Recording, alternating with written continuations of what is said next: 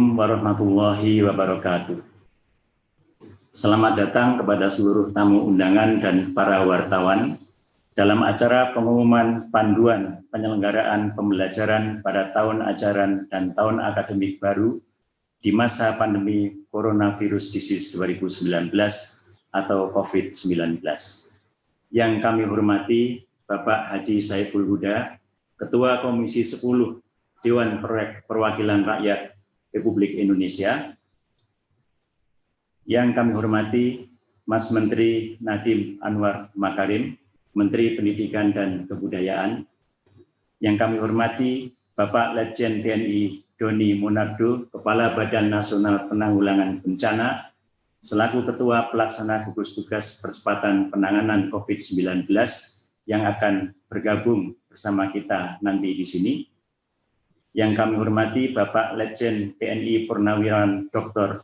Terawan Agus Putranto, Menteri Kesehatan, Bapak Profesor Dr. Agus Sartono, Deputi Menteri Bidang Pendidikan dan Agama, Kementerian Koordinator PMK dan Kebudayaan, yang mewakili Menko PMK selaku Ketua Pengarah Gugus Tugas Percepatan Penanganan COVID-19, yang kami hormati Bapak Profesor Dr. Kamarudin Amin, Direktur Jenderal Pendidikan Islam, Kementerian Agama, mewakili Bapak Menteri Agama. Yang kami hormati Bapak Eko Subowo, Dirjen Bina Administrasi Kewilayahan Kemendagri, mewakili Bapak Mendagri, para pimpinan dan anggota Komisi 10 DPR RI yang kami hormati. Juga para Eselon 1 dan Eselon 2, serta para wartawan dari berbagai media massa. Bapak Ibu yang kami hormati, kesehatan dan keselamatan peserta didik, guru, tenaga kependidikan, keluarga, serta masyarakat menjadi prinsip dan pertimbangan utama pemerintah dalam mengambil kebijakan di bidang pendidikan selama masa pandemi COVID-19. Bapak Presiden Joko Widodo menyampaikan arahan agar penerapan tatanan kebiasaan baru di sektor pendidikan perlu dipersiapkan dengan matang dan tanpa terburu-buru. Sesaat lagi, masing-masing pimpinan kementerian dan lembaga terkait akan menyampaikan informasi tentang kebijakan pemerintah di sektor pendidikan di masa pandemi COVID-19. Selanjutnya, untuk kesempatan pertama, kami persilahkan Bapak Agus Sartono, mewakili Bapak Menko PMK untuk menyampaikan sambutan dan arahan. Kami persilahkan. Assalamualaikum warahmatullahi wabarakatuh. Yang saya hormati Ketua Komisi 10 DPR RI, yang saya hormati Bapak Mendikbud, Bapak Menteri Kesehatan, Bapak Kepala BNPB, Bapak Mendagri yang kami diwakili Pak Dirjen, kemudian Menteri Agama yang diwakili oleh Dirjen Pendis, dan seluruh peserta webinar yang saya hormati. Pertama-tama saya menyampaikan salam hangat dari Bapak Menko PMK, Bapak Profesor Dr. Muhadjir Effendi. Sore hari ini tidak bisa hadir bergabung dalam acara yang baik ini dan menugaskan saya untuk menyampaikan beberapa hal sebagai berikut. Yang pertama, selama masa pandemi COVID-19, proses pembelajaran di satuan pendidikan mengalami perubahan dan perubahan ini menjadi momentum untuk meningkatkan kualitas pendidikan dengan memanfaatkan teknologi sehingga masyarakat tetap dapat belajar apa saja, kapan saja, dimanapun mereka berada. Pemerintah telah memutuskan bahwa tahun ajaran baru 2020-2021 tetap dimulai pada bulan Juli 2020. Meskipun kegiatan tatap muka sebentar lagi akan sama-sama kita dengarkan kapan akan dimulainya. Dalam rangka memberikan rasa aman kepada masyarakat berkenaan dengan pembukaan satuan pendidikan untuk pembelajaran tatap muka, telah disusun draft surat keputusan bersama Menteri Kesehatan, Menteri Pendidikan dan Kebudayaan, Menteri Agama dan Menteri Dalam Negeri sebagai panduan bagi pelaksana pendidikan di daerah. SKB ini merupakan panduan penyelenggaraan pembelajaran tahun ajaran baru di masa pandemi COVID-19 bagi satuan pendidikan formal dari jenjang pendidikan tinggi sampai dengan pendidikan usia dini, pendidikan non formal, Dan ada beberapa teknis terkait dengan pendidikan tinggi pesantren dan pendidikan keagamaan akan diatur lebih lanjut bersama Mendikbud dan Menak. SKB ini merupakan wujud sinergi kebijakan dari berbagai sektor dan urusan pemerintahan. Panduan ini menjadi acuan pemerintah daerah dalam mengatur satuan pendidikan untuk melaksanakan pembelajaran tatap muka berdasarkan protokol kesehatan.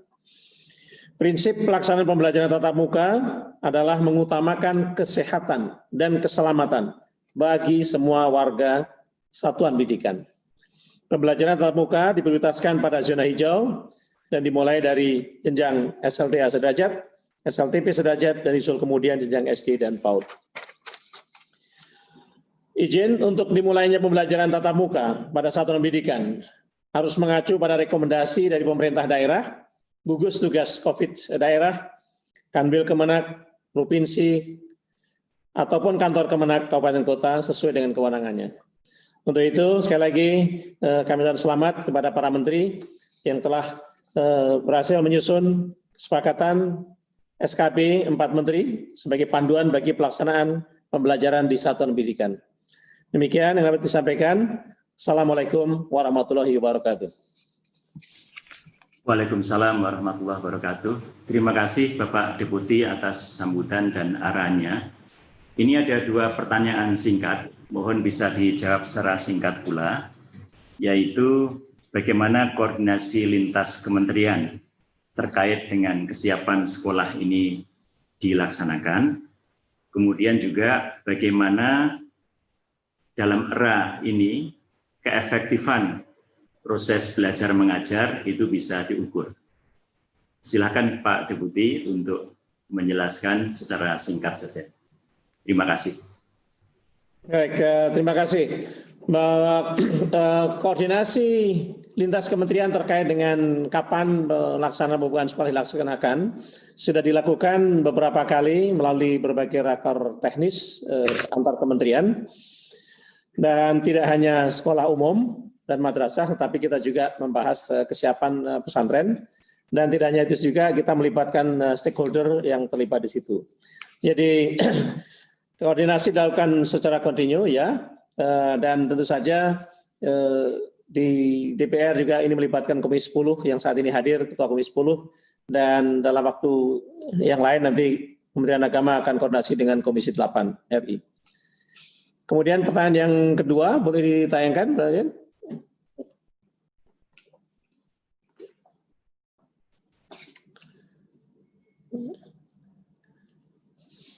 Bagus. Bagaimana mengukur efektivitas pembelajaran di era new normal ini? Ini tentu kita akan bersama-sama dengan Kemdikbud dan Kemenak untuk mengukur efektivitas pembelajaran di era new normal ini. Karena memang pilihannya tidak banyak. Di era new normal ini kita lebih mengutamakan kesehatan, sehingga the best among the worst choice yang ada, kita melakukan pembelajaran secara online dari rumah.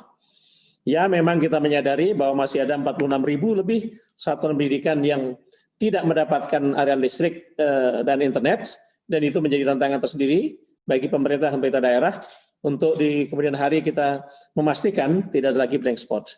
Tentu dengan dikeluarkannya SKB ini nanti kita akan bersama-sama melihat bagaimana efektivitas pembelajaran di masa COVID-19 ini. Demikian Pak Sekjen. Selanjutnya kita akan mendengarkan paparan mengenai panduan penyelenggaraan pembelajaran pada tahun ajaran dan tahun akademik baru di masa pandemi COVID-19. Dalam hal ini kami persilahkan Mas Nadiem Anwar Makarim sebagai Menteri Pendidikan dan Kebudayaan untuk menyampaikannya. Silakan. Terima kasih. Assalamualaikum warahmatullahi wabarakatuh. Terima kasih Pak Sekjen. Terima kasih Bapak Ibu yang sudah hadir di acara press conference ini. Pertama, sebelum saya melakukan paparan, ingin saya utarakan beberapa hal.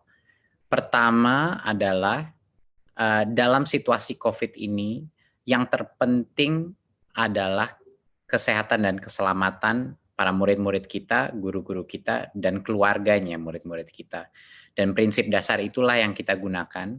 Makanya dalam paparan ini akan terlihat bahwa relaksasi dalam pembukaan sekolah ini dilakukan dengan cara yang paling konservatif yang bisa kita lakukan.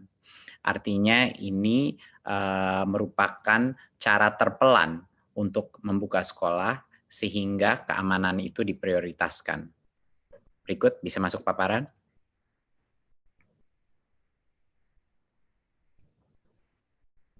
Ya, terima kasih. Berikutnya. Ya, prinsip utama di masa pandemi adalah kesehatan dan keselamatan itu nomor satu. Memang banyak yang dikorbankan dengan adanya sekolah ini belajar dari rumah, banyak yang mungkin tidak kualitas pembelajaran ada yang dikorbankan, dan juga kualitas daripada semua pembelajaran daring pun tidak semuanya sama dan banyak sekali yang mengalami kesulitan. Tetapi di masa pandemi ini, di mana kita masih dalam krisis COVID-19, Kemendikbud mengambil sikap bahwa kesehatan dan keselamatan adalah yang utama. Dan itu akan terlihat dengan strategi kita ke depannya. Berikut. Ya, sekarang kita masuk kepada pendidikan anak usia dini, dasar, dan menengah. Rencana ke depannya. Seperti yang saya telah informasikan sebelumnya, tahun ajaran 2020 dan 2021 itu tidak berubah jadwalnya, tetap saja pada bulan Juli 2020, ya. Tapi jadwal itu tidak berdampak kepada metode apa pembelajaran yang ada, maupun daring ataupun tatap muka. Jadinya kami tidak mengubah kalender pembelajaran, tetapi kita telah mengambil keputusan di Kemendikbud untuk daerah dengan zona kuning, oranye, dan merah, yaitu zona-zona yang telah didesignasikan oleh gugus tugas yang punya resiko COVID dan penyebaran COVID, itu dilarang saat ini melakukan pembelajaran tatap muka di satuan pendidikan. Jadinya untuk zona-zona yang merah, kuning, dan oranye ini merepresentasikan pada saat ini 94% daripada peserta didik, ya, di pendidikan dini, dasar, dan menengah. 94% daripada peserta didik kita tidak diperkenankan untuk melakukan pembelajaran tatap muka. Jadinya masih belajar dari rumah. Ya. Yang 6% yaitu yang di zona hijau, itulah yang kami memperbolehkan pemerintah daerah untuk melakukan pembelajaran tatap muka tetapi dengan protokol yang sangat ketat, yang itu yang akan kita jelaskan. Jadi saya ulang lagi bahwa untuk saat ini karena hanya 6% daripada populasi peserta didik kita yang di zona hijau, hanya merekalah yang kita berikan persilakan untuk pemerintah daerah mengambil keputusan untuk melakukan sekolah dengan tatap muka. Sisanya yang 94% tidak diperkenankan, dilarang karena mereka masih ada resiko penyebaran COVID. Berikutnya. Jadi bagaimana kriteria kita untuk memulai pembelajaran tatap muka? Tentunya dari seperti yang saya paparkan tadi, hanya pertama harus zona hijau, dan itu penetapannya ada di gugus tugas, dan nanti akan diperjelaskan juga dengan kepala gugus tugas apa yang dimaksudkan zona hijau, kuning, dan oranye. Jadi pertama, kabupaten kota itu harus zona hijau. Kedua, Pemda harus memberikan izin, jadi Pemdanya pun harus setuju. Dan yang ketiga, satuan pendidikan telah memenuhi, yaitu sekolahnya telah memenuhi semua checklist dan yang checklist daripada persiapan pembelajaran tatap muka. Pada saat ini semua tiga langkah pertama untuk kriteria pembukaan, sekolahnya boleh mulai pembelajaran tatap muka. Tapi ada satu lagi perizinan yang harus dipenuhi, yaitu orang tuanya murid pun harus setuju untuk anaknya mereka pergi ke sekolah pada saat itu. Jadinya misalnya zona itu sudah zona hijau. Pemda sudah mengizinkan. Dan satuan pendidikan itu sudah memenuhi checklist-nya. Sekolahnya boleh mulai pembelajaran tatap muka, tetapi tidak bisa memaksa murid yang orang tuanya tidak memperkenankan untuk pergi ke sekolah karena masih belum cukup merasa aman untuk harus ke sekolah. Jadi murid itu pun walaupun sekolahnya mulai tatap muka, kalau orang tuanya masih tidak merasa nyaman, murid itu diperbolehkan masih belajar dari rumah. Jadi itu penting. Kita punya banyak sekali level persetujuan untuk anak atau peserta didik itu bisa masuk ke sekolah. Ya, sekali lagi ini hanya yang zona hijau yang merepresentasikan 6% daripada populasi peserta didik kita. Dan zona hijau ini bisa semakin besar, bisa semakin kecil, tergantung pada designasi daripada gugus tugas. Berikutnya. Untuk sekolah yang sudah memenuhi semua checklist itu pun, yang di zona hijau, kita melakukan tiering daripada mana jenjang yang boleh masuk dulu. Ya. Jadinya untuk bulan pertama, pada saat itu checklist sudah terpenuhi, hanya diperkenankan SMA, SMK, dan SMP. Jadi hanya yang level lebih menengah situ. Jadi SD saat ini belum boleh dipersilakan membuka, harus menunggu 2 bulan lagi. Ya, jadinya untuk yang paling awal pun hanya level SMP ke atas yang boleh. Baru setelah 2 bulan kalau semuanya masih oke dan semua masih hijau, baru boleh SD dan SLB yang mulai dibuka. Ya. Mungkin saya koreksi untuk yang tahap 1 adalah SMA, SMK, MA, MAK, SMTK, SMK, dan lain-lain. Ya. Untuk tahap 2, 2 bulan setelah itu baru boleh SD, ya, MI, dan paket dan SLB. PAUD adalah yang paling terakhir dan baru boleh di bulan ke-5 kalau zona itu masih hijau. Ya, bulan ke-5 barulah PAUD boleh memulai belajar dengan tatap muka. Dan kami telah mendapat berbagai macam masukan dan input dari berbagai macam stakeholder dalam masyarakat, dan menurut kami ini adalah cara yang paling pelan dan bertahap untuk memastikan keamanan murid-murid kami. Karena kenapa yang paling muda atau jenjang paling bawah itu kita terakhirkan, itu karena bagi mereka lebih sulit lagi untuk melakukan social distancing, ya, interaksi, apalagi untuk SD dan untuk PAUD. Makanya bahkan itu tempat zona itu sudah hijau, masih kita berikan rentan waktu 2 bulan antara SMP SMA, baru 2 bulan lagi baru SD, baru 2 bulan lagi baru PAUD. Ya. Berikutnya, nah apa yang terjadi sebentar, bisa balik sebelumnya.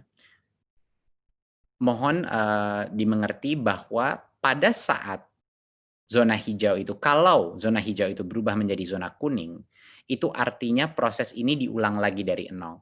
Jadi tidak diperbolehkan belajar tatap muka. Ya, jadi semuanya harus balik lagi belajar dari rumah. Ya, berikutnya.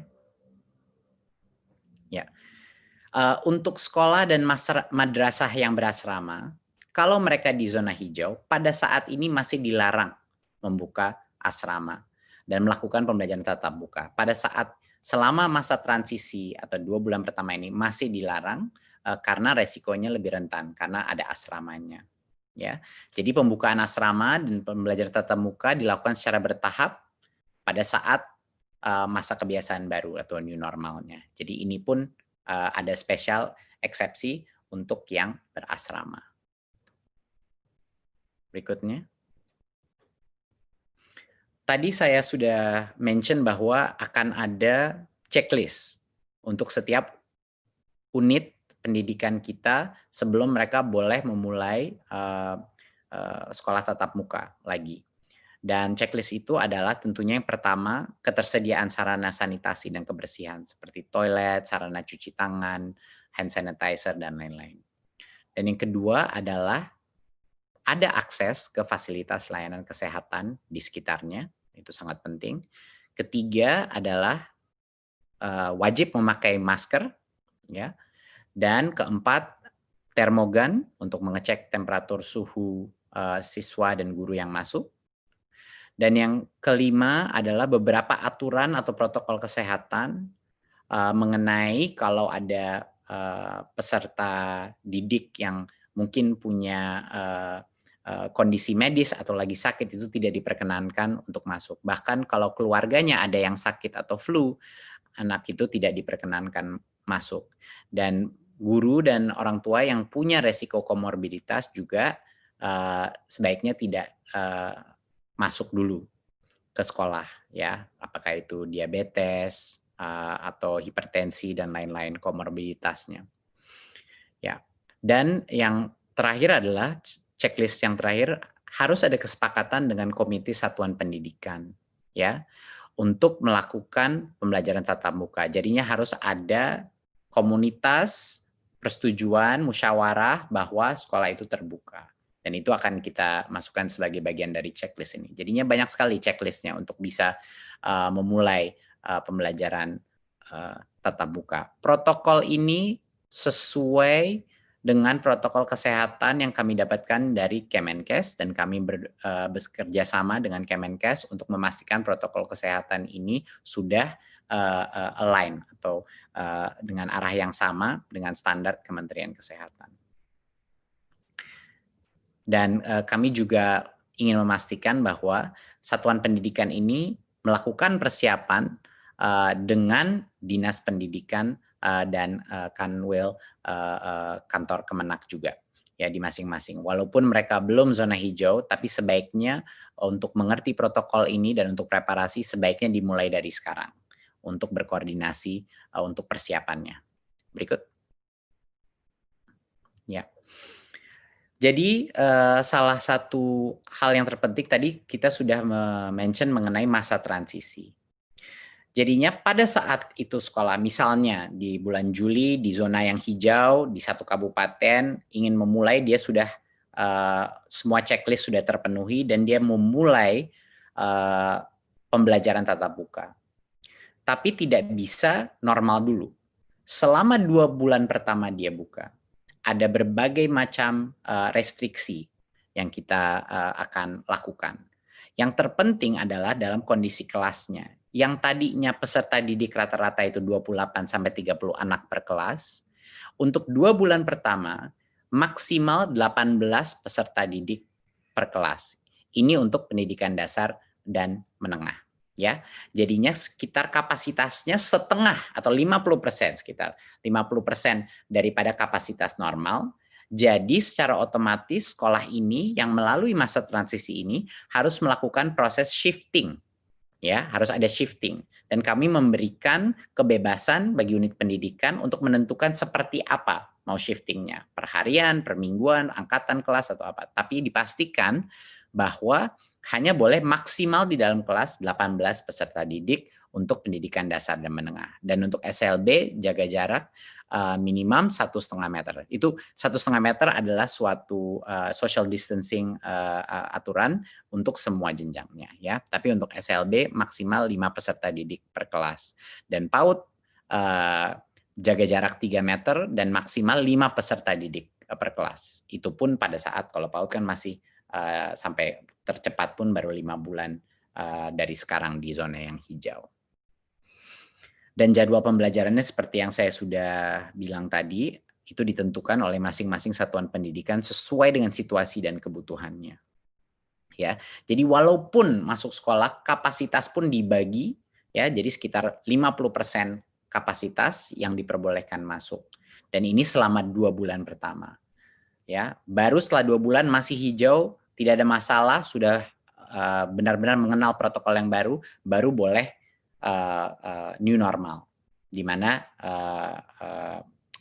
lebih banyak peserta yang boleh masuk sekolah. Berikutnya. Oke. Tentunya ada beberapa lagi, tentunya menggunakan masker itu masih pada saat masa transisi dan akan dilanjutkan pada saat masa new normal, bahkan setelah 2 bulan pun masih harus. dan juga kondisi-kondisi lain seperti komorbiditas dan kriteria kesehatan, protokol kesehatan dari Kemenkes semuanya harus dijaga. Berikutnya. Berikut. Ya. Pada saat masa transisi ini, semua aktivitas di mana anak-anak itu bercampur, berinteraksi antara kelas, itu tidak diperbolehkan. Jadi selama masa transisi ini, hanya boleh masuk ke kelas langsung pulang. Jadinya aktivitas seperti kantin, di mana anak-anak dari berbagai macam kelas berkumpul, itu tidak diperkenankan selama 2 bulan pertama. Juga kegiatan olahraga dan ekstrakurikuler itu belum diperbolehkan selama masa transisi, ya. Dan aktivitas-aktivitas lain, kegiatan belajar mengajar seperti KBM itu belum diperbolehkan pada saat masa transisi. Jadi esensinya adalah prinsipnya apapun aktivitas-aktivitas yang perkumpulan sifatnya atau yang mencampur antara satu kelas dan kelas lain itu belum diperbolehkan dalam masa transisi ini. Berikut. Ya.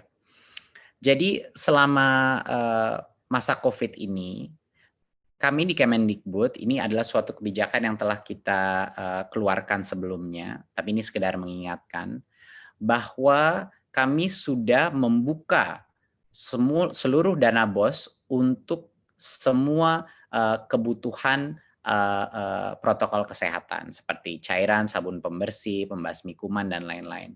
Dan untuk pembelajaran jarak jauh pun juga bisa dipergunakan untuk beli kuota, paket data, baik buat guru maupun peserta didik.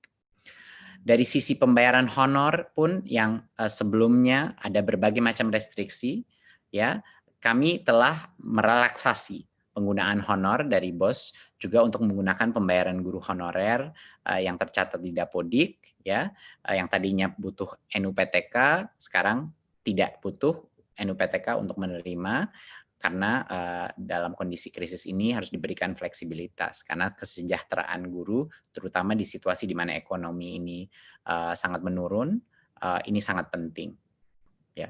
Dan juga yang tadinya ada batas 50% daripada dana BOS bisa digunakan untuk perbayaran honor, ketentuan itu pada saat masa COVID ini kita lepas. Jadinya boleh lebih dari 50% untuk dibayar untuk honor karena situasi ekonomi juga. Berikutnya.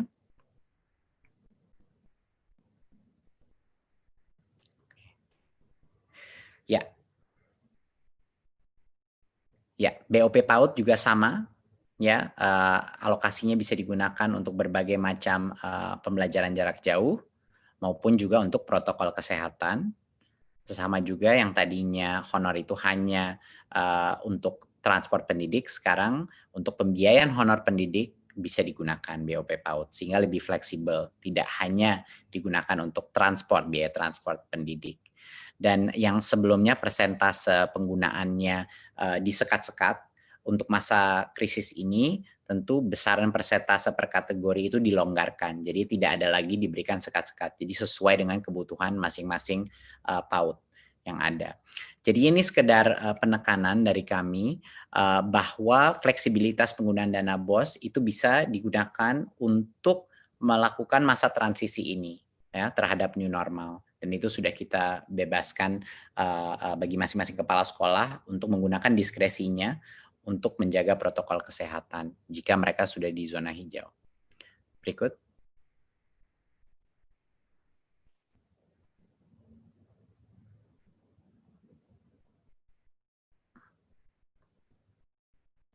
Oke. Sedikit mengenai pendidikan tinggi. Berikut. Ya. Tahun akademik pendidikan tinggi tetap dimulai bulan Agustus 2020. Ya, tetapi pembelajaran di perguruan tinggi di semua zona masih dilakukan secara daring, jadi masih online, belum belajar tatap muka, belum masuk. Dan alasannya adalah universitas juga punya potensi mengadopsi belajar jarak jauh lebih mudah daripada pendidikan menengah dan dasar. Jadinya untuk saat ini karena keselamatan adalah yang nomor 1, saat ini semua perguruan tinggi masih melakukan secara online sampai kalau ke depannya mungkin kebijakan yang berubah tapi untuk saat ini belum berubah. Jadi masih melakukan secara daring ya. Jadi itu adalah keputusan dari Kemendikbud pada saat ini. Tapi ada yang namanya aktivitas prioritas. Ya, aktivitas prioritas itu adalah aktivitas yang sangat berhubungan dengan kelulusannya mahasiswa yang sulit sekali dilakukan secara daring. Contoh, penelitian di laboratorium untuk skripsi, tesis, dan disertasi. Biasanya ini adalah small group ataupun individu, project-project individu. Dan seperti tugas laboratorium, praktikum, studio, bengkel, dan hal-hal seperti ini yang butuh mesin, butuh peralatan, dan lain-lain. Kalau ini aktivitas prioritas yang berdampak kepada kelulusan siswa, masing-masing pemimpin perguruan tinggi diperbolehkan untuk mengizinkan aktivitas mahasiswa datang ke kampus hanya untuk aktivitas prioritas itu yang berhubungan dengan kelulusannya. Kenapa kita perbolehkan ini? Karena kita tidak ingin mengorbankan potensi daripada setiap mahasiswa untuk lulus pada saat ini, karena itu akan menciptakan berbagai macam masalah lainnya. Tetapi pembelajaran masih dilakukan secara online. Jadi ya masih tidak diperkenankan untuk melakukan kuliah tatap muka. Tidak diperkenankan berbondong-bondong untuk mahasiswa masuk ke dalam kampus. Cuman buat individual project mereka yang khusus prioritas untuk kelulusannya. Berikut. Ya, saya rasa dari saya sekian. Jadinya untuk menutup dari presentasi ini, saat ini ada sekitar di bawah 90 kabupaten yang berstatus zona hijau. Dan ini merepresentasikan 6% daripada populasi peserta didik kita. Dari yang zona hijau pun ini, yang boleh diperkenankan, kalau Pemdanya setuju, boleh diperkenankan untuk melakukan pembelajaran tatap muka. Kita mulai dengan SMP, level SMP ke atas dulu, baru 2 bulan, baru SD boleh, dan 2 bulan lagi baru PAUD boleh diperkenankan tatap muka. Itu pun dengan protokol masa transisi di mana kapasitas perharinya itu dalam kelas dikurangi secara dramatis. Ya, jadinya pada saat zona hijau itu, kalau zona hijau itu berubah menjadi kuning, berarti ulang lagi dari awal, dibubarkan lagi, dan semua belajar dari rumah lagi. Jadinya ini akan menjadi suatu proses yang dinamis dan terus berubah. Jadi diharapkannya yang hijau masih hijau dan tidak kembali ke kuning, ya. Tetapi kalau dia kembali ke kuning, proses ini harus dimulai dari awal lagi dan tunggu hijau lagi. Jadi ini adalah keputusan dari bukan hanya Kemendikbud, tapi dari berbagai macam kementerian yang ada di sesi ini. Dan menurut kami ini adalah suatu metode relaksasi yang paling konservatif dan paling mengutamakan keselamatan siswa, siswi, guru, dan keluarga peserta didik Indonesia. Terima kasih. Wassalamualaikum warahmatullahi wabarakatuh. Assalamualaikum warahmatullahi wabarakatuh. Terima kasih Mas Menteri atas paparannya yang sangat jelas. Selanjutnya ada 3 pertanyaan untuk Mas Menteri. Beberapa sudah dijelaskan, tapi karena masyarakat memandang ini sangat penting dan mereka sangat hati-hati, ada pertanyaan ini. Yang pertama adalah bagaimana menyikapi kondisi jika di daerah tertentu sekolah sudah diperbolehkan menyelenggarakan pembelajaran tatap muka, namun ada orang tua siswa yang keberatan anaknya masuk sekolah karena takut terpapar corona. Apa kebijakan Kemendikbud dalam hal ini? Silakan, Mas Menteri. Ini pertanyaan yang sangat baik. Jadinya keputusan akhir bahwa peserta didik itu masuk sekolah apa tidak, itu adalah di tangannya orang tua.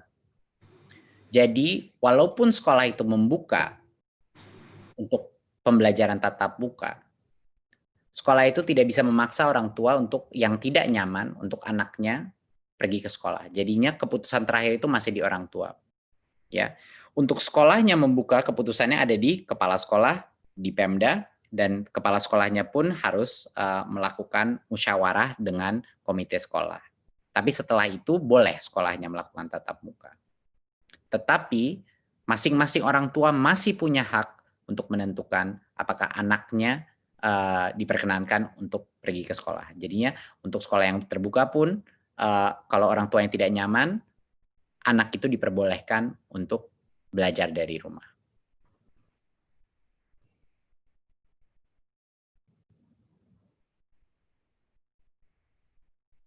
Di daerah zona hijau, apakah ada bantuan ke sekolah-sekolah untuk biaya menyiapkan sarana dan prasarana untuk melaksanakan protokol kesehatan, terutama di daerah yang kondisi perekonomian masyarakatnya menengah ke bawah?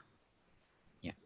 Seperti yang tadi sudah saya jelaskan, kita hampir ada 100% fleksibilitas dana BOS di masing-masing daerah yang bisa dipergunakan untuk mematuhi protokol kesehatan tersebut. Jadi itu sudah dibebaskan, dibikin 100% fleksibel bagi kepala sekolah untuk mengalokasikan dana anggaran BOS. Dan kami juga mengharapkan dari Kemendikbud dan semua pemerintah daerah juga mendukung dari sisi anggarannya untuk mendukung protokol kesehatan ini agar proses belajar tatap muka ini bisa terjadi. Jadi harapan ini adalah suatu inisiatif yang gotong royong antara pusat, daerah, dan berbagai macam lintas kementerian. Masih ada satu pertanyaan lagi, yang ketiga, yaitu banyak orang tua khawatir akan penularan COVID-19 sehingga meminta sekolah dibuka kembali pada bulan Desember 2020. Hal ini dikuatkan dengan rekomendasi Ikatan Dokter Anak Indonesia. Bagaimana tanggapan Kemendikbud? Silakan. Ya, terima kasih. Ini pertanyaan sangat baik. Ya, karena berbagai macam input yang telah kita dapatkan, itulah hasil kebijakan hari ini adalah makanya semakin jenjangnya semakin rendah, semakin jauh waktu pembukaannya. Makanya PAUD itu tercepat adalah mungkin 5 bulan dari sekarang. Itu pun untuk hanya yang zona hijau. Gitu. Jadinya ini benar-benar kami melalui proses karena kita menyadari bahwa protokol social distancing semakin jenjangnya semakin mudah akan semakin sulit untuk mengontrolnya. Bukan cuma buat pemerintah, bahkan di dalam bagi guru pun akan sangat sulit mengontrolnya, terutama buat PAUD ya. SD pun pasti juga tidak mudah. Jadinya kami ingin melakukan ini sepelan mungkin dengan tiering sistem seperti itu. Dan seperti yang sudah saya utarakan sebelumnya, bahkan yang tatap muka pun dengan kapasitas yang sangat di bawah normal. Jadinya semua sekolah yang memulai masa transisi harus melakukan shifting terhadap ini. Jadi harapannya dengan ini paling tidak untuk daerah-daerah di mana zonanya hijau mulai ada pembelajaran new normal yang terjadi, tapi pada saat situasi berubah menjadi lebih negatif itu kembali lagi kepada belajar dari rumah. Ya, tapi harapan saya dan harapan semuanya di Kemendikbud adalah semakin banyak daerah atau kabupaten yang menjadi hijau. Itu doa kami di Kemendikbud. Harapannya begitu. Tapi kami siap untuk semua senario. Terima kasih Mas Menteri. Bapak Ibu yang saya hormati, selanjutnya kita akan mendengarkan tanggapan dari Bapak Dirjen Pendidikan Islam mewakili Bapak Menteri Agama mengenai kebijakan yang tadi telah disampaikan oleh Mas Menteri Pendidikan dan Kebudayaan. Kami persilahkan Bapak Komarudin Amin. Baik, bismillahirrahmanirrahim. Assalamualaikum warahmatullahi wabarakatuh. Mas Menteri yang saya hormati, Pak Menteri Kesehatan, Mendagri, Kepala BNPB, para pejabat eselon 1 yang hadir pada kesempatan ini secara virtual yang saya hormati. Pertama kami menyampaikan apresiasi yang setinggi-tingginya kepada Mas Menteri beserta seluruh jajarannya. Dia telah membuat sebuah kebijakan yang sangat penting ini menjadi panduan bagi penyelenggaraan pendidikan di Indonesia.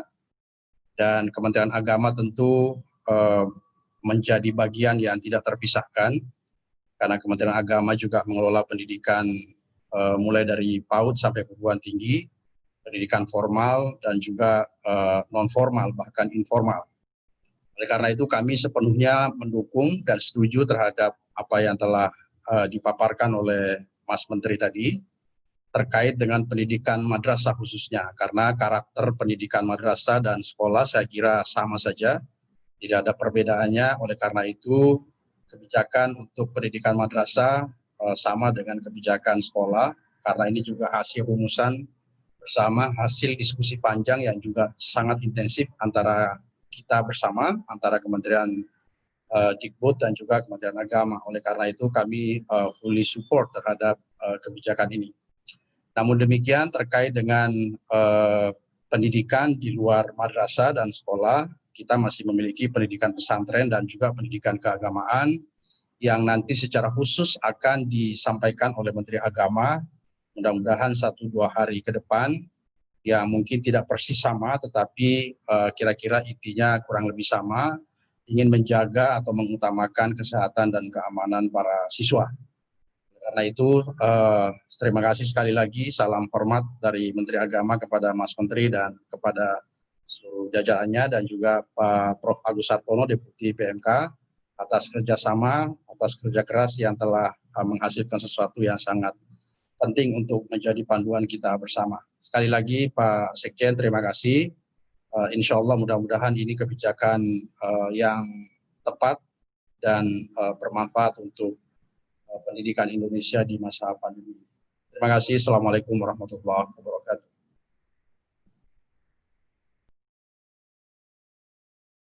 Pak Dirjen atas tanggapan dan dukungannya. Kemudian karena memang masyarakat melihat kebijakan ini sangat penting, ada 2 pertanyaan untuk Bapak Dirjen atau Kementerian Agama. Satu adalah bagaimana teknis pelaksanaan protokol kesehatan di pesantren maupun madrasah, dan bagaimana kesiapan dalam memasuki tahun ajaran baru 2020. Silakan Pak Dirjen. Ya, terkait dengan pesantren, sekali lagi saya sampaikan bahwa akan disampaikan secara resmi oleh Bapak Menteri Agama 1-2 hari ke depan, insya Allah. Dan sebelumnya saya kira saya perlu menyampaikan bahwa pesantren kita memang ada yang memulangkan santrinya dan ada yang tidak memulangkan santrinya, yang berada di pondok pesantren yang jumlahnya juga sangat signifikan, sehingga mereka tentu tetap melaksanakan pembelajaran sekarang ini, tetapi protokol kesehatan harus dilaksanakan. Oleh karena itu, kami tetap melaksanakan pendidikan di pesantren bagi mereka yang sudah berada di pesantren dan tidak memulangkan santrinya. Terkait dengan pendidikan madrasah, saya kira sama persis dengan apa yang tadi disampaikan, dipaparkan oleh Pak Menteri, bahwa protokol kesehatan harus menjadi prioritas utama kita. Dan juga harus mendapat dukungan dari Pemda tentunya, dari gugus COVID. Ya tentu filosofinya saya kira adalah agar Pemda, gugus COVID juga menjadi bagian yang turut mengawasi, turut mengontrol, dan turut bersama-sama, termasuk Kementerian Kesehatan juga tentu kita harapkan dukungannya bukan hanya secara moral, tapi juga bisa membantu mengontrol, mengawasi pelaksanaan protokol kesehatan di lembaga pendidikan seperti madrasah. Jika seandainya madrasah menjalankan atau menyelenggarakan pendidikan yang berada di zona hijau, seperti yang disampaikan oleh Pak Menteri tadi. Demikian Pak Sekjen.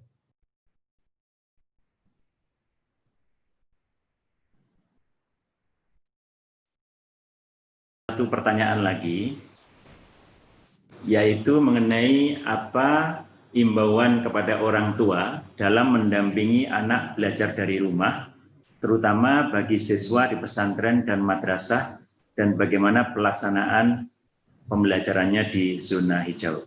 Silakan Pak Dirjen.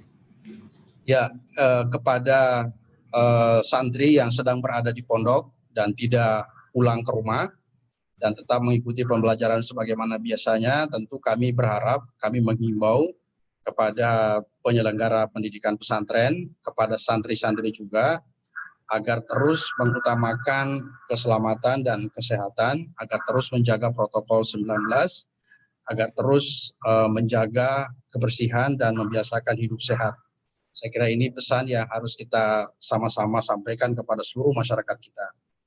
Kepada santri-santri dan kepada siswa-siswi madrasah dan pondok pesantren yang sedang berada di rumah, ya kami menghimbau agar orang tua berpartisipasi, terlibat, engage dalam membina, mengarahkan anak-anak kita.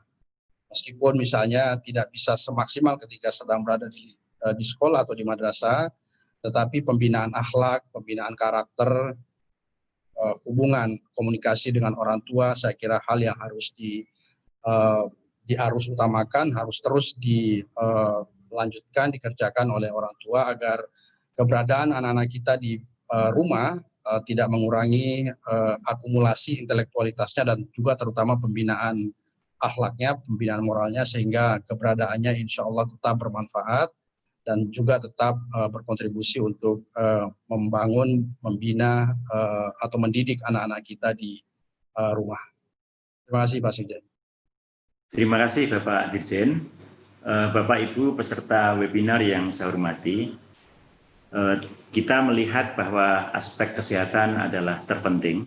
Oleh karena itu berikutnya kita akan mendengarkan penjelasan dan arahan dari Bapak Menteri Kesehatan.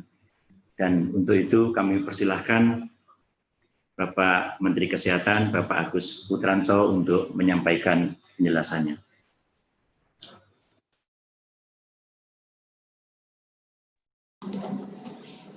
Assalamualaikum warahmatullahi wabarakatuh. Waalaikumsalam warahmatullahi wabarakatuh.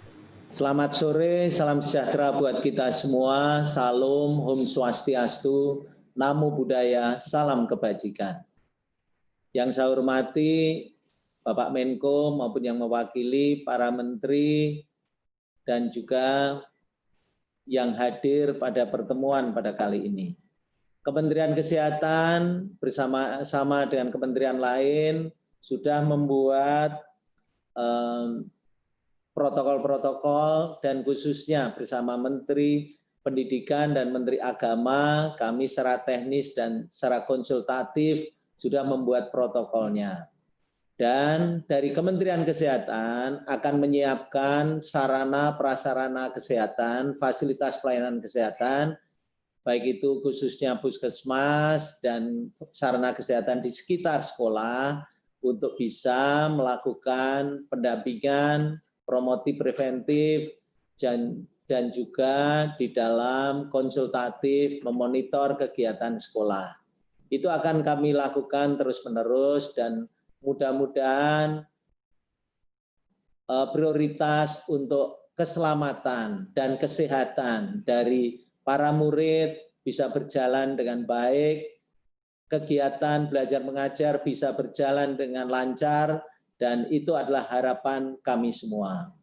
Itu yang bisa kami lakukan dan kami akan terus support dan dukung apa yang sudah dicanangkan oleh Menteri Pendidikan dan Kebudayaan maupun Kementerian Agama.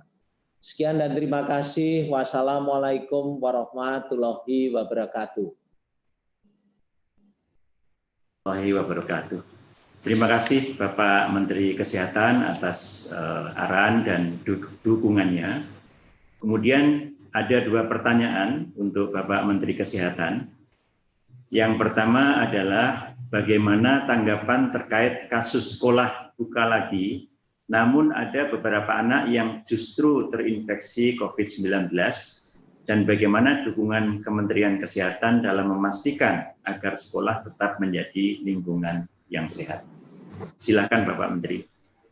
Terima kasih atas pertanyaan yang begitu baik. Kalau ada kasus positif di sekolah, maka otomatis Puskesmas dan Dinas Kesehatan Kabupaten Kota akan berkoordinasi dengan sekolah tersebut untuk menjaga agar tidak terjadi penyebaran lebih lanjut. Dan aktivitas sekolah akan dihentikan dulu sementara dan juga terus dilakukan tracing pada anak yang sakit tersebut. Dan tracing itu bisa ditelusuri dari lingkungan anak tersebut maupun juga di lingkungan sekolahnya. Dan untuk sekolah nanti di kemudian hari dibuka atau tidak, nanti mengikuti prosedur tatanan tata kelola yang sudah ditetapkan oleh tadi Menteri Pendidikan dan Kebudayaan. Kami akan terus memantau sehingga sekolah itu betul-betul menjadi hijau, tidak ada kasus lagi, dan bisa dibuka sehingga berjalannya pendidikan bisa lancar, namun keselamatan dan kesehatan para murid menjadi prioritas utama kami. Terima kasih. Terima kasih Bapak Menteri Kesehatan. Ini masih ada satu pertanyaan lagi, yaitu jika sekolah dibuka di daerah zona hijau, apakah ada bantuan dari Kementerian Kesehatan ke sekolah-sekolah dalam melaksanakan protokol kesehatan? Silakan. Kami di dalam dukungan terhadap protokol kesehatan jelas melalui fasilitas pelayanan kesehatan di sekitar sekolah yang kami surati dan kami himbau atau kami perintahkan untuk bisa melakukan pendampingan terhadap sekolah-sekolah yang buka, melakukan promotif dan preventif, sehingga kegiatan belajar mengajar di sekolah tersebut dipastikan berlangsung dengan aman, lancar, sehat, dan selamat. Itu yang bisa kami lakukan. Terima kasih.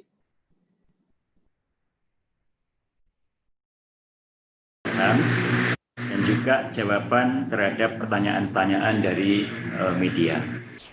Bapak Ibu yang saya hormati, selanjutnya kita akan mendengarkan penjelasan dan tanggapan dari Menteri Dalam Negeri yang dalam hal ini akan diwakili oleh Bapak Dirjen Administrasi Kewilayahan Kementerian Dalam Negeri.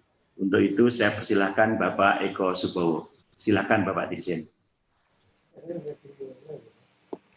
Baik, terima kasih. Assalamualaikum warahmatullahi wabarakatuh.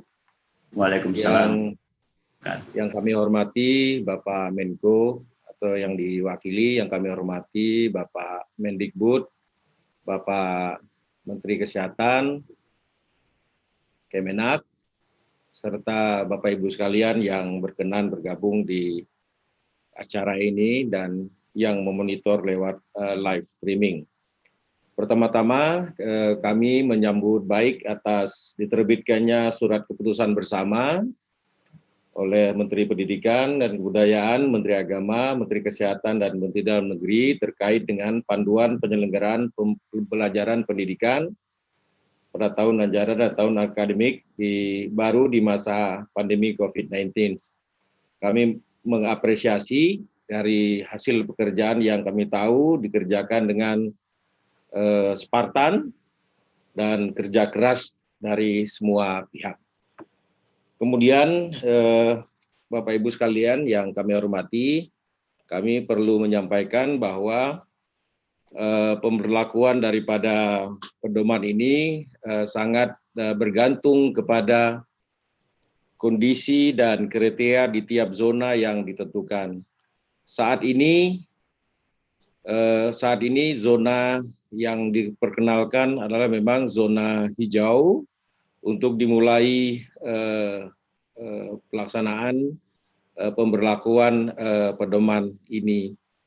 Namun demikian, dalam setiap zona pada hakikatnya ketentuan umum atau protokol umum yang harus dilakukan adalah pakai masker, jaga jarak, dan cuci tangan. Penetapan zona hijau sebagai awal untuk dimulainya pelaksanaan pembelajaran pendidikan tentu bukan merupakan patokan yang bersifat stagnan karena warna zona sangat ditentukan oleh perkembangan kepada angka-angka statistik, angka-angka yang dihitung yang akan memberi pedoman kepada warna tertentu. Warna pada setiap zona akan mudah sekali berubah-ubah tergantung kepada angka-angka yang berhasil dihitung. Oleh karenanya kami meminta kepada pemerintah daerah untuk terus memonitor, mengevaluasi perubahan-perubahan dari indikator-indikator yang menyebabkan warna menjadi berubah. Oleh karenanya nanti di dalam pelaksanaannya kita akan mendapati perubahan warna yang seketika. Oleh karenanya perubahan warna yang seketika ini sudah barang tentu akan diikuti dengan pemberlakuan protokol selanjutnya. Oleh karenanya tentu harus selalu pelaksana pendidikan terus berkoordinasi dengan gugus tugas setempat, memperhatikan angka-angka evaluasi di setiap minggu, tiap 2 minggu atau periode tertentu, sehingga proses belajar mengajar di zona hijau yang awal ini akan dijalankan, dapat terus dijalankan dengan berkoordinasi yang ketat. Dalam hal ini, kolaborasi dari semua pihak yang terlibat dalam proses pembelajaran ini menjadi kata-kata penting yang untuk diperhatikan. Bapak Ibu sekalian yang saya hormati, pendekatan daerah nanti akan sangat spesifik. Walaupun dalam suasana atau dalam kesamaan warna, misalnya hijau, namun karakteristik daerah juga akan sangat menentukan. Sebagai contoh, daerah urban, daerah rural atau daerah pedesaan, kepulauan, dan sebagainya, ini tentu perbedaan-perbedaan yang harus diidentifikasi oleh tiap-tiap daerah, yang kemudian nanti akan diperlakukan secara spesifik berdasarkan karakteristik daerah-daerah di mana pendidikan itu akan dijalankan. Pendekatan yang sesuai dengan karakteristik ini juga akan menentukan kesuksesan daripada pelaksanaan yang penyelenggaraan pendidikan yang akan dijalankan. Oleh karenanya, pemerintah daerah sudah waktunya untuk melakukan simulasi-simulasi pada setiap tahapan pendidikan, karena tiap zona tadi yang dijelaskan oleh Menkes ada 2 bulan, tentu cukup bagi Pemda memiliki waktu untuk melakukan simulasi-simulasi, sehingga dengan simulasi yang kita lakukan, maka protokol-protokol yang disiapkan ini dapat berjalan dengan lancar. Kementerian Dalam Negeri juga akan terus memonitor perkembangan serta mengasistensi kepada pemerintahan daerah. Kalau tadi sudah dijelaskan oleh baik Menkes maupun Menteri Pendidikan bahwa dana BOS akan direlaksasi, demikian pula nanti pemerintah daerah juga akan diasistensi oleh Kementerian Dalam Negeri untuk juga tetap mengasistensi pelaksanaan belajar mengajar ini dengan anggaran yang juga fleksibel, di mana di daerah kita kenal juga memiliki belanja tak terduga yang dapat digunakan secara fleksibel untuk mensupport proses belajar mengajar di daerah. Karena protokol ini adalah baru bagi kita semua, tentu perkembangan setiap hari harus kita catat, harus kita monitor, harus kita antisipasi, dan harus kita respons.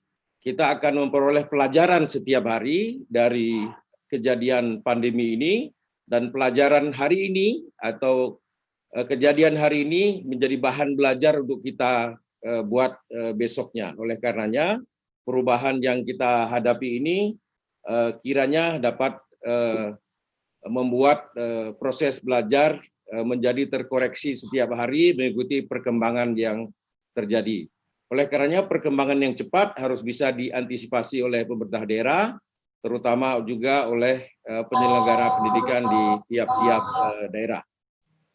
Bapak Ibu sekalian yang kami hormati, untuk menutup tanggapan ini kami akan menyampaikan seperti puisi, ya, untuk mengapresiasi kerja bersama ini, yaitu anak usia dini cenderung tidak mengetahui, anak usia tinggi kadang tidak peduli.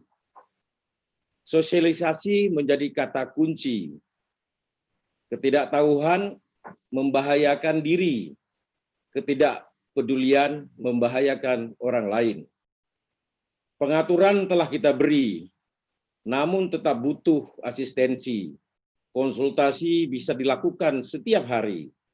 Kalau tidak percaya diri, tentu jangan memaksa diri. Semuanya membutuhkan kata kunci, yaitu kolaborasi. Mungkin kita tidak akan bisa berlari, tapi paling tidak kita tidak pernah berhenti. Terima kasih. Assalamualaikum warahmatullahi wabarakatuh. Waalaikumsalam warahmatullahi wabarakatuh. Terima kasih Bapak Dirjen atas tanggapan, dukungan, dan penjelasannya, serta khususnya terhadap pantun yang dibacakan. Selanjutnya ada 2 pertanyaan untuk Bapak jelaskan. Pertama adalah bagaimana skenario untuk memastikan protokol kesehatan dapat berjalan baik dengan melibatkan agen masyarakat seperti Posyandu, dan bagaimana koordinasi pemerintah pusat dan daerah dalam memastikan protokol kesehatan ini diterapkan. Silakan Bapak Dirjen. Baik. Yang pertama, kami akan meminta seluruh komponen yang ada di masyarakat, bukan saja komponen formal yang ada di penyelenggaraan pemerintahan, tapi juga lembaga-lembaga non-formal untuk bekerja sama dalam rangka memonitoring proses belajar mengajar di masa pandemi ini. Kita akan meminta Posyandu untuk bekerja, kemudian juga ada UKS untuk bekerja, kami juga akan nanti meminta kepada PKK untuk membantu, termasuk juga Dharma Wanita, kita akan juga membantu, serta bekerja sama dengan seluruh relawan yang saat ini sudah terdaftar banyak sekali untuk membantu di sektor pendidikan. Untuk penegakannya juga kami nanti akan memerintahkan kepada Satuan Polisi Pamung Praja untuk terus memberikan penegakan hukum, serta sektor-sektor lain yang memungkinkan membantu dalam proses belajar ini. Kami akan membuka hotline di Kementerian Dalam Negeri untuk menjawab soal-soal yang akan dikemukakan oleh pemerintahan daerah, sehingga soal-soal yang ada di pemerintahan daerah ini tidak tersimpan lama, tapi langsung mendapat respon yang cepat, sehingga pembelajaran menjadi tidak terganggu. Kira-kira demikian. Terima kasih Bapak Dirjen.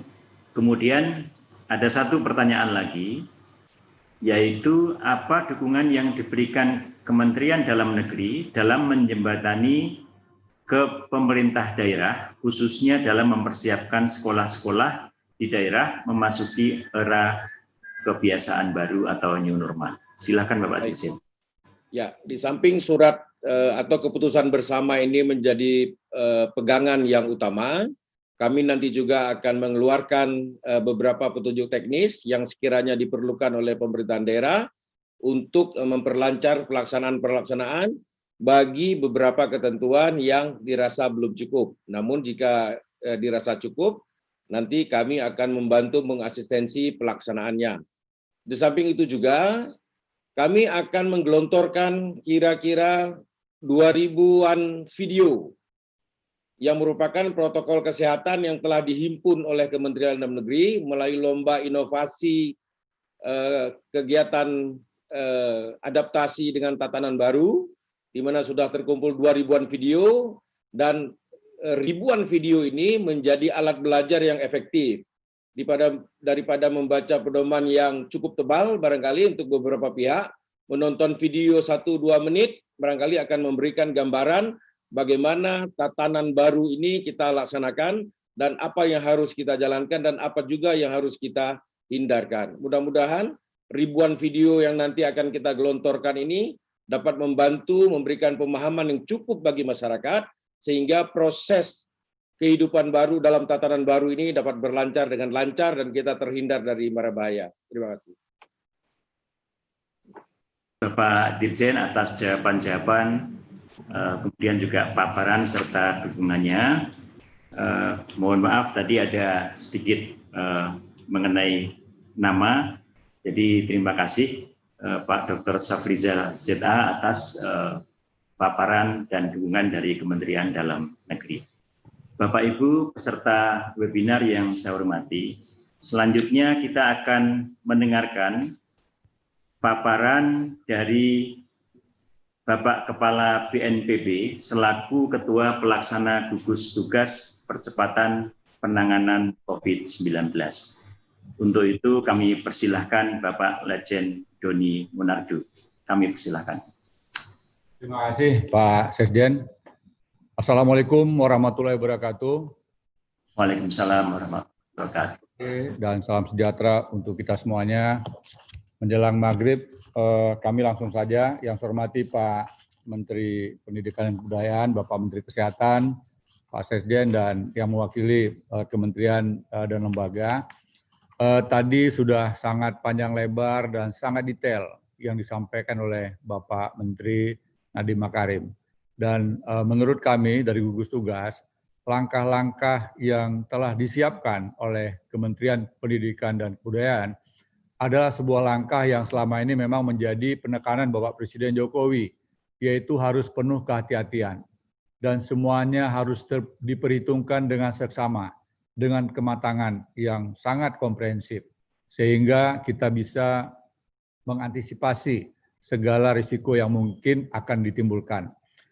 Kami pada dasarnya sudah sangat sependapat dengan langkah-langkah yang telah disusun oleh Kementerian Pendidikan dan Kebudayaan. Dan tentunya ini tidak bisa kerja secara satu dua kelembagaan, tetapi butuh kerjasama dengan semua komponen baik pusat maupun daerah. Oleh karenanya gugus tugas bersama dengan Kementerian Kesehatan akan senantiasa memberikan informasi baik kepada pemerintah provinsi, kabupaten, kota, termasuk juga dengan kementerian lembaga yang lain, sehingga perkembangan-perkembangan yang terjadi di daerah akan senantiasa bisa kita pantau. Nah, tadi sudah disampaikan oleh Bapak Safrizal dari Kementerian Dalam Negeri tentang aturan dalam menilai atau memberikan kriteria warna. Ya, jadi ada 3 bidang yang harus kita nilai dan ini sudah menjadi persyaratan dari WHO dan juga sudah disetujui oleh perwakilan dari seluruh provinsi, terutama dari Dinas Kesehatan Provinsi, termasuk juga dari pakar epidemiologi, dari perguruan tinggi, dari pengamat, dan khususnya dari Kementerian Kesehatan, yaitu harus memenuhi dasar-dasar epidemiologi, kemudian juga memenuhi data surveillance kesehatan masyarakat, dan juga tentunya sistem pelayanan kesehatan.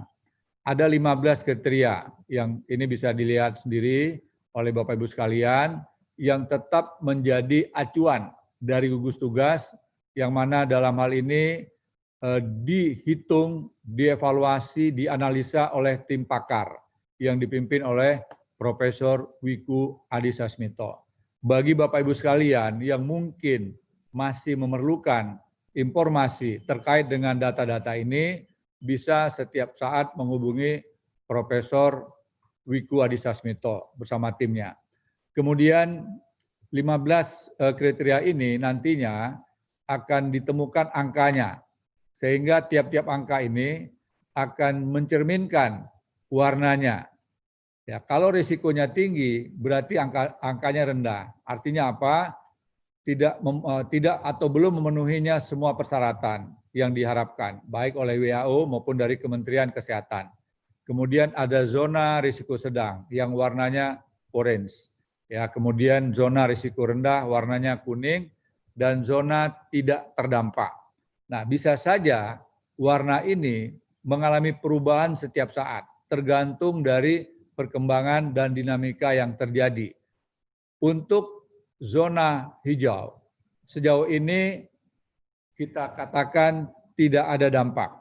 Termasuk ada yang zona kuning yang risiko rendah, kemudian karena kerja keras dari seluruh komponen, baik pemerintah kabupaten kota maupun tokoh-tokoh masyarakat, ulama, budayawan, dan juga termasuk kalangan pelajar, sehingga yang tadinya risikonya rendah atau warna kuning bisa tidak ada dampak, tidak ada kasus positif, tidak ada angka kematian, kemudian kesiapan pelayanan kesehatan semakin meningkat, sehingga bisa kembali ke zona hijau.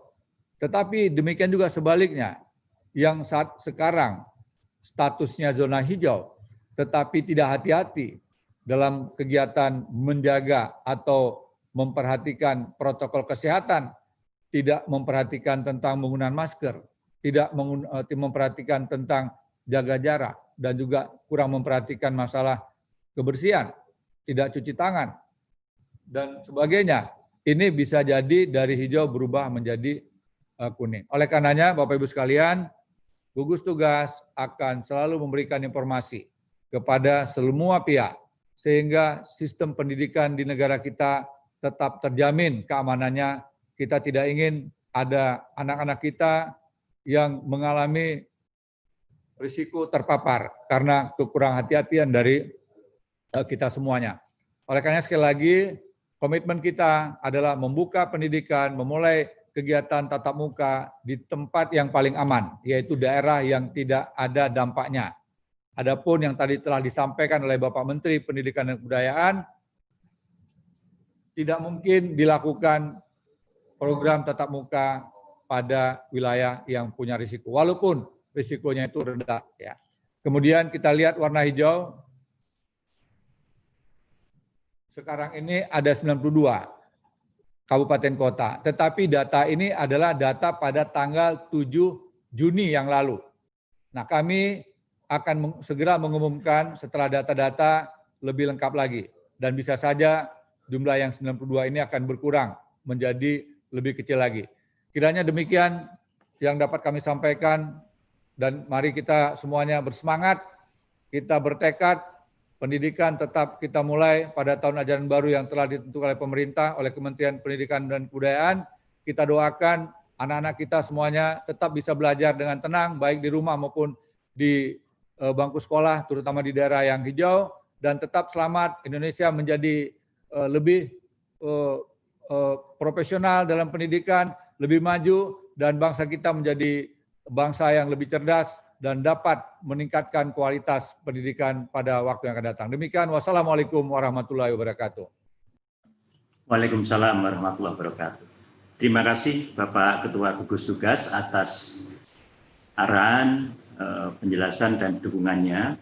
Kemudian perkenankan kami menyampaikan 2 pertanyaan dari media. Pertama adalah bagaimana menjamin zona hijau tetap hijau saat PSBB dilonggarkan, karena di beberapa kasus ada zona hijau yang kemudian berubah menjadi zona kuning. Khawatirnya saat sekolah dibuka, zona wilayah itu tiba-tiba berubah. Silakan Bapak Ketua Gugus Tugas. Baik, terima kasih.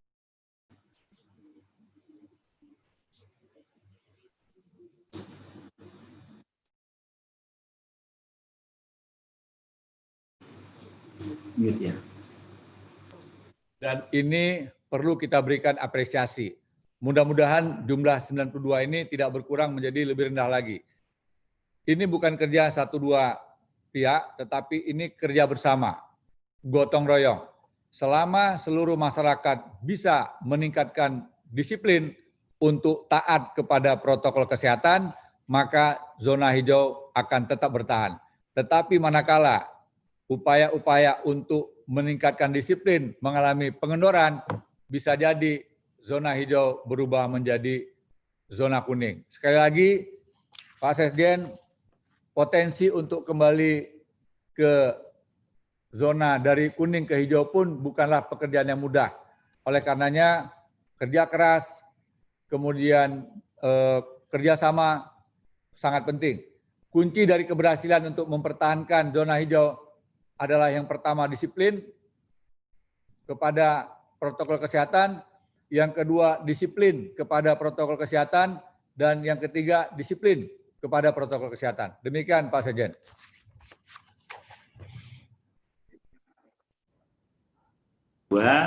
Ini mungkin berkaitan dengan arahan Bapak tentang gotong royong dan kerja semua pihak.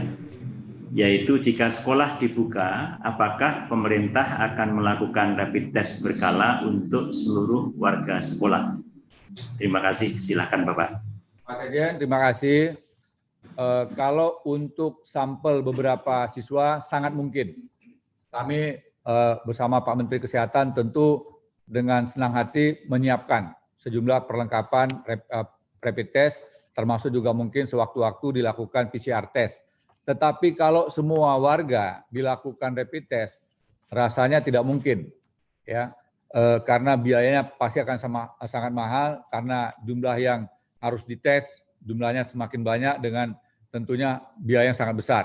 Jadi sekali lagi kita bantu, tetapi tidak mungkin semuanya, dan ini pilihan-pilihannya adalah pilihan kepada tempat atau daerah tertentu. Kira-kira demikian Pak Sekjen. Pak Letjen Doni Munardo atas arahan, penjelasan, dan juga jawaban-jawaban yang sangat jelas untuk kami semua dan masyarakat. Bapak Ibu peserta webinar yang saya hormati, Mohon maaf walaupun waktu sudah tinggal sedikit, kita masih ada satu lagi sambutan dan arahan dari Bapak Ketua Komisi 10 DPR RI. Untuk itu langsung saja saya persilahkan Bapak Saiful Huda untuk menyampaikan tanggapan atau arahan. Silakan. Terima kasih Pak Sekjen, Pak Ainun. Assalamualaikum warahmatullahi wabarakatuh. Yang saya hormati Mas Menteri Nadiem, Pak Menkes, Pak Kepala BNPB, Pak Doni, pejabat Eselon 1 dari Kementerian Dalam Negeri, Kementerian Agama, seluruh masyarakat yang mengikuti acara ini melalui YouTube Kemendikbud RI, salam dari kita semuanya. Pertama, atas nama Komisi 10, kami mengapresiasi setinggi-tingginya atas SKB yang sudah susah payah dikeluarkan oleh 4 kementerian.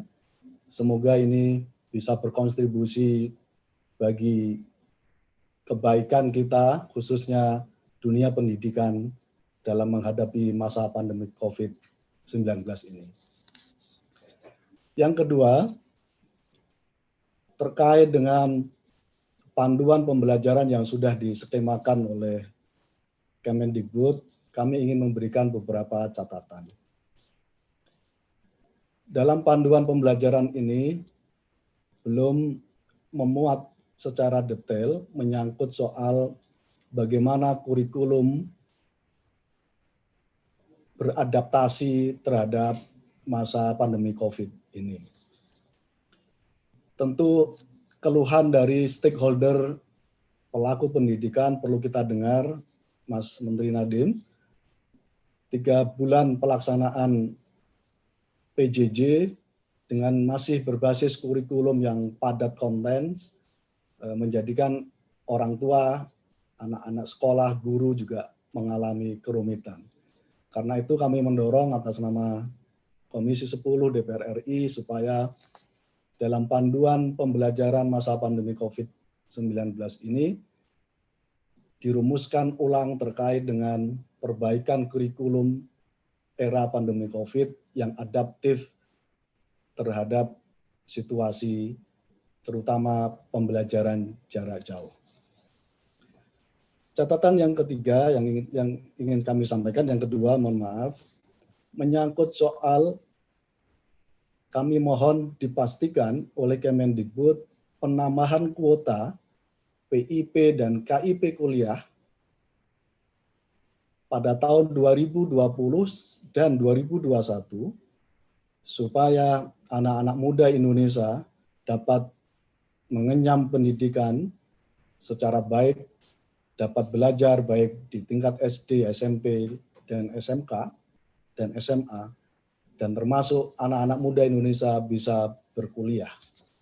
Saya menyebutnya skema penambahan PIP dan KIP ini bagian dari social safety net bidang pendidikan. Karena itu, kita akan dorong supaya penambahan kuota PIP dan KIP kuliah bisa terlaksana pada tahun 2020 dan 2021. Catatan kami yang ketiga, Bapak Ibu sekalian yang saya hormati, kami ingin memastikan kembali terkait dengan relaksasi UKT. Kami minta supaya ini bisa terlaksana dan terimplementasi dengan baik, terkait dengan relaksasi, peringanan, bahkan penurunan UKT, uang kuliah tunggal ini betul-betul bisa terlaksana di setiap kampus seluruh Indonesia. Karena itu kami mendorong supaya Kemendikbud membuat task force khusus untuk secara berkala melakukan supervisi, evaluasi terhadap kampus-kampus yang belum secara maksimal melaksanakan relaksasi terhadap UKT ini. Bapak Ibu yang saya hormati, yang keempat, kami mendorong supaya Kemendikbud punya peta kebutuhan pendidikan di masing-masing daerah. peta kebutuhan pendidikan ini menyangkut soal berapa banyak sekolah yang belum mempunyai infrastruktur terhadap akses internet, sementara pelaksanaan pembelajaran jarak jauh harus tetap dilaksanakan. Peta kebutuhan pendidikan yang kedua menyangkut soal berapa banyak sekolah yang tadi juga dipertanyakan oleh masyarakat yang belum mampu mengadakan alat-alat kesehatan dalam rangka untuk menerapkan protokol kesehatan di sekolah-sekolah yang masuk pada zona hijau, yang pada konteks ini dana BOS tidak dimungkinkan untuk dipakai dalam pengadaan alat-alat kesehatan dalam melaksanakan protokol kesehatan. Catatan kami yang kelima, Bapak Ibu yang saya hormati, ini menyangkut soal bantuan terhadap sekolah dan kampus yang ketika mengalami pandemi COVID ini tidak bisa melaksanakan penyelenggaraan pendidikan belajar PJJ. Banyak sekolah swasta dan kampus swasta yang kolaps karena menghadapi pandemi COVID ini. Di luar skema BOS, kami berharap ada kebijakan khusus dari Kemendikbud, termasuk berkolaborasi maksimal terhadap Pemda untuk memberikan uluran tangan terhadap sekolah-sekolah swasta dan kampus-kampus swasta yang mengalami kolaps menghadapi pandemi COVID ini.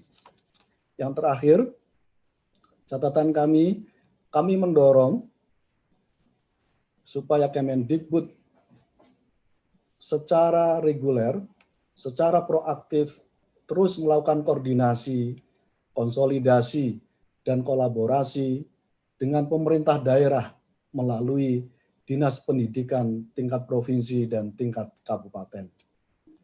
Karena Dinas Pendidikan inilah yang mempunyai otoritas dan fungsi terkait dengan penyelenggaraan pendidikan di daerah.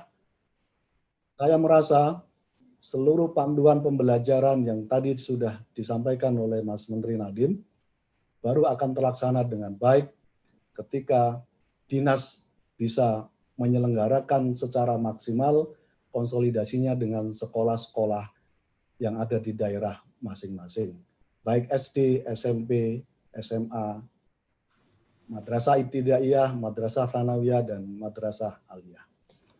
Demikian Bapak Ibu sekalian yang bisa kami sampaikan. Sekali lagi, semoga catatan dari Komisi 10 DPR RI ini menjadi bagian dari utuh dari panduan pembelajaran di masa-masa yang akan datang. Assalamualaikum warahmatullahi wabarakatuh. Waalaikumsalam warahmatullahi wabarakatuh. Terima kasih Bapak Ketua Komisi 10 DPR RI atas catatan-catatan dan masukan-masukannya yang baik. Selanjutnya ada 2 pertanyaan. Pertama adalah bagaimana dukungan kepada pemerintah dalam penerapan tahun ajaran baru 2020 di era memasuki kenormalan baru. Silakan Bapak Ketua. Terkait dengan ini saya kira seperti apa yang tadi sudah kami sampaikan, supaya anak-anak muda kita masih bisa berjalan maksimal, kami berharap bisa bersekolah dan bisa berkuliah. Program PIP dan KIP kuliah supaya bisa diakses sebanyak-banyaknya untuk anak-anak Indonesia. Dengan cara ini, kita berharap masa pandemi COVID ini memberikan kegembiraan bagi siswa dan bagi calon mahasiswa ketika bisa bersekolah dan bisa kuliah karena mendapatkan bantuan dari program PIP dan KIP kuliah. Terima kasih. Selanjutnya untuk pertanyaan kedua, bagaimana pandangan DPR RI dengan kebijakan pemerintah tentang pembelajaran tatap muka di zona hijau dan pembelajaran dari rumah untuk daerah yang masih masuk kategori kuning, oranye, dan merah. Silakan. Kami mendukung sepenuhnya apa yang tadi sudah ditetapkan oleh SKB 4 Menteri ini menjadi bagian utuh dari sikap Komisi 10 DPR RI. Bahwa di zona hijau kita izinkan untuk terlaksananya pendidikan tatap muka. Untuk zona merah, kuning, orange, supaya tetap dilaksanakan pembelajaran di rumah.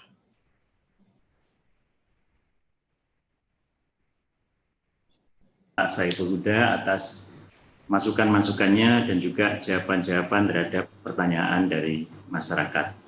Bapak-bapak dan ibu-ibu peserta webinar yang saya hormati, dengan demikian kita telah menyelesaikan semua acara.